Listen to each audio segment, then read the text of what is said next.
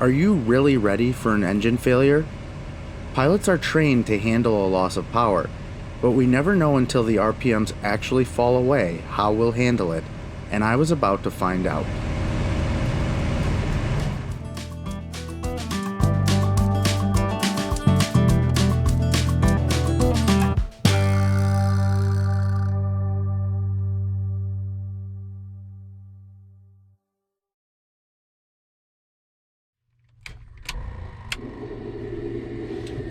Clear prop.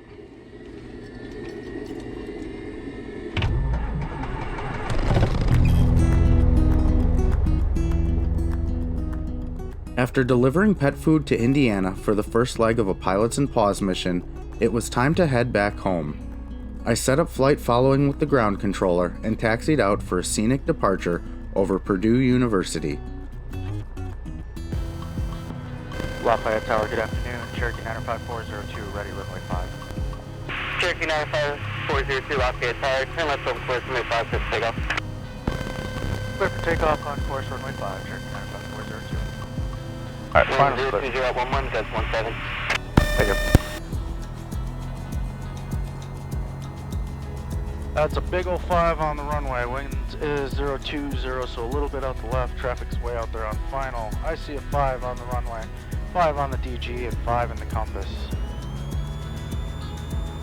Wheels on the floor, takeoff power set and achieved above 2300. We're already alive and climbing on the airspeed. Green, green, and green. Nose is getting light. There's 60, 65.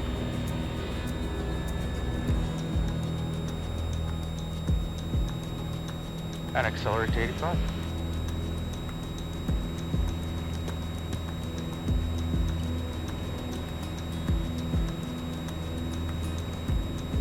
Bird slow, no factor.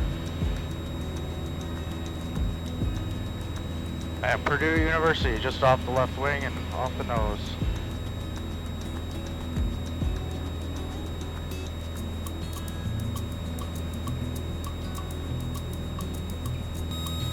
Cherokee 402, contact Grisham Third.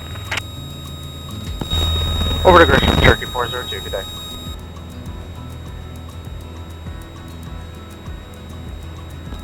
Grisham approach, good afternoon, Cherokee 95402, 2000, climbing 2.5. Cherokee 95402, Grisham approach, good afternoon, IDAN. IDAN 402. Cherokee 402, radar contact 6 miles northwest of the Purdue Airport. Position check 402. As I descended towards the Chicago flyway, I had to dodge some snow showers near Gary before reaching the shoreline. Chicago approach, good afternoon, Cherokee 95402, 2000 along the shoreline. November 95402, Chicago approach, Chicago altimeter 3042. If you need a transition through the Waukegan airspace, just let me know ahead of time so I can coordinate that. 3042, we'll let you know, thanks, 402. 4494, turn left to 250, proceed direct. On. Okay, left turn 250, direct going, number 4494. 9881 heavy, proceed direct, Mike. Direct Mikey, 9881 heavy. I was about to find out what this controller already seemed to know. Although the clouds were supposed to clear as I got further north, he already knew that this wasn't the case and I wouldn't be able to climb much higher than I already was.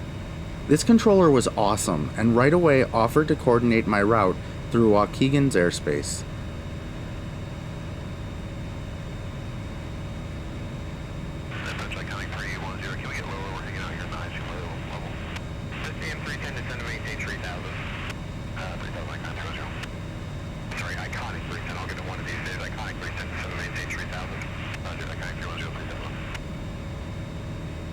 We often hear rumors about Chicago being a big, scary place for small planes, but this is a perfect example of what I've experienced multiple times along the flyway. Controllers and pilots working together as a team. Shout out to all the Chicago controllers for the great work that they do every day. Approach Cherokee 402. With the ceilings, I don't think we'll be able to climb above Waukegan. We'll take a transition when we can. Number 402, thank you. I'll call when you get closer. Thank you for letting me know. Thank you, 402.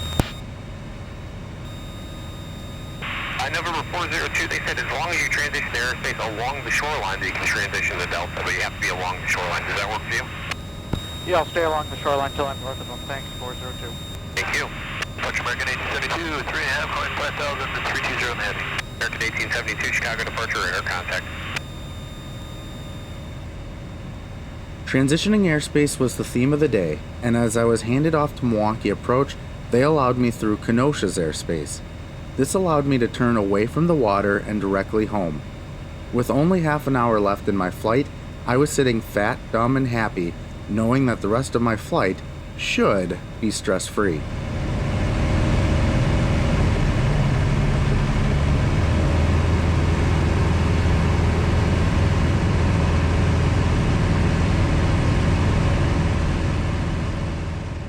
My engine suddenly dropped about 400 RPM.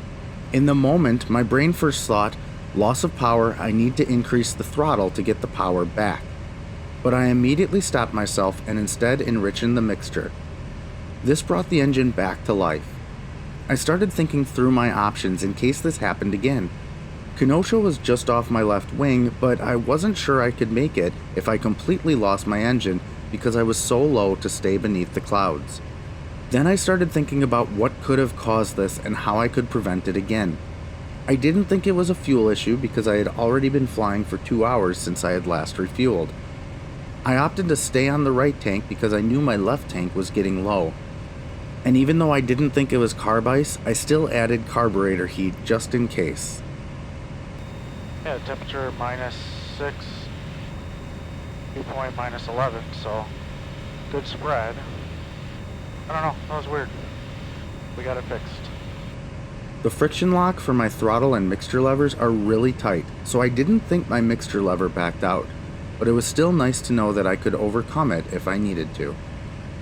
The one item I missed that I should have done was to turn on the electric fuel pump, but in the moment the problem was resolved and my plane seemed happy again, so it just slipped my mind. I had a lot of discussions afterwards with people I trusted about what could have caused this. The rest of my gauges were normal, and I had started climbing right before the engine failed. Did the engine demand more fuel than it was getting because I was leaned for best cruise economy? Did the change in attitude knock some moisture loose in the fuel tank that got into the fuel line? If you have any ideas, I'd love to hear about them down in the comments section. Cherokee 95402, you can remain on your present scope or your present code. Radar service is terminated. Squawk 1 and change to advisor for get these approved. Waukesha should know that you're going through there. Alright, we'll keep the code. Thanks for telling Waukesha and change frequency. Cherokee 402, good day.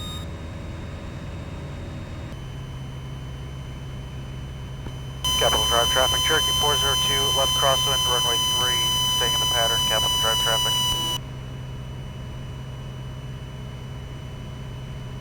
Alright, looks like a little bit of patchy ice there. We'll have to be careful not to touch down there.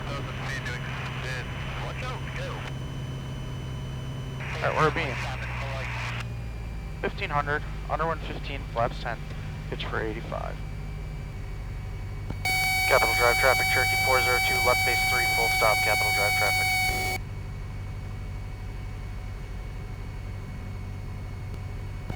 Capital Drive traffic, Cherokee 402, final 3, full stop, Capital Drive traffic. Alright, flaps. Pitch for 75.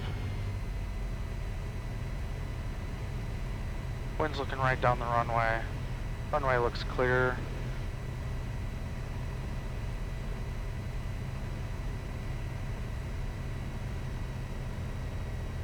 There's 75. 70 over the numbers. Bring it out.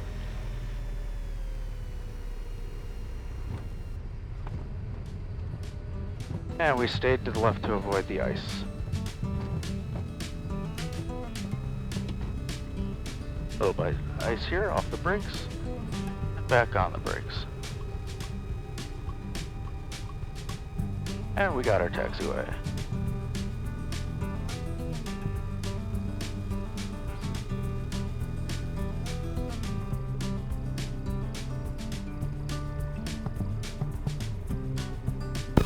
Capital Drive traffic, Cherokee 402, clear of all runways, Capital Drive traffic.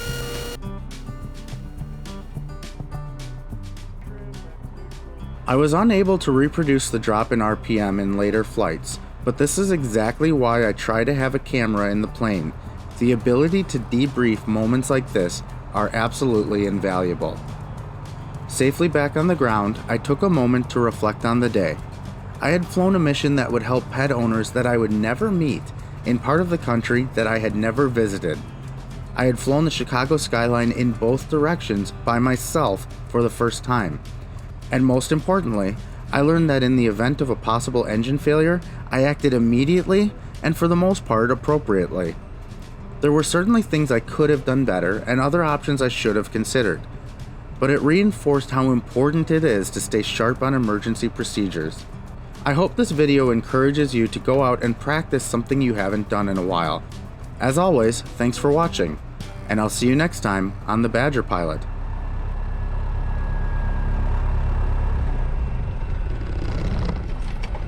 Key off, and final 5. 1, 2, 3, 4, and 5.